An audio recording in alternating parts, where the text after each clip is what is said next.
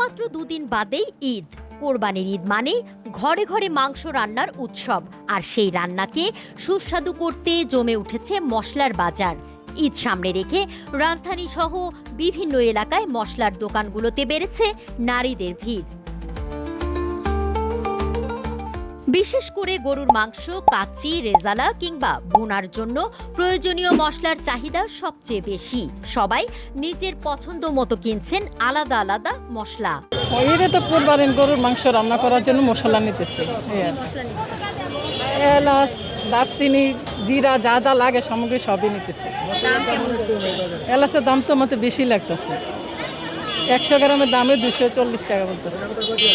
ঈদ উপলক্ষে মনে করেন বাজার করতেছি ঈদের জন্য, আর ঈদের উপলক্ষে আবার আমার মেয়ের বিয়ে বাচ্চা, তারও বিয়ের বাজারও করতে আসছি। মশলাপাতি কিনছি, সম্পূর্ণ মশলাই কেনা লাগতেছে, আদা, রসুন, জিরা মশলা সব কিছু কেনা লাগতেছে।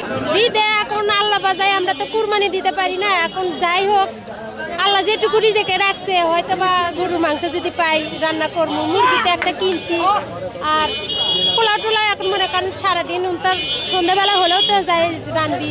দোকানিরা বলছেন ঈদ যত ঘনিয়ে আসছে ততই বাড়ছে বিক্রি। অন্যান্য সময়ের তুলনায় এখন কয়েক গুণ বেশি ক্রেতা আসছেন দোকানে। আলহামদুলিল্লাহ, আল্লাহ তাআলা অনেক ভালো বেচা কিনে দিচ্ছে। দাম এখন একটু আগের তুলনায় বাড়ছে, কিন্তু আমরা সীমিত লাভে বিক্রি করতেছি আর কি। যেহেতু কুরবানির ঈদ, মানুষ অনেক গরুর মাংস খাবে, এই কারণে আমাদের মশলাপাতি এখানে সকল প্রকার আছে এবং আমরা সীমিত লাভে মাল বিক্রি করতেছি আর কি। এই তো আলহামদুলিল্লাহ ভালো, মোটামুটি বেচা কিনা আছে আর কি।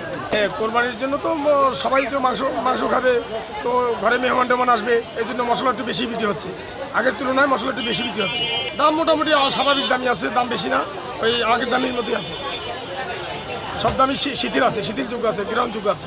রান্নার স্বাদ আর ঈদের আনন্দকে আরো বাড়িয়ে তুলতেই এখন ব্যস্ত সময় পার করছেন মশলার দোকানিরা। তুলনা আফরিন, বাংলা নিউজ 24, ঢাকা।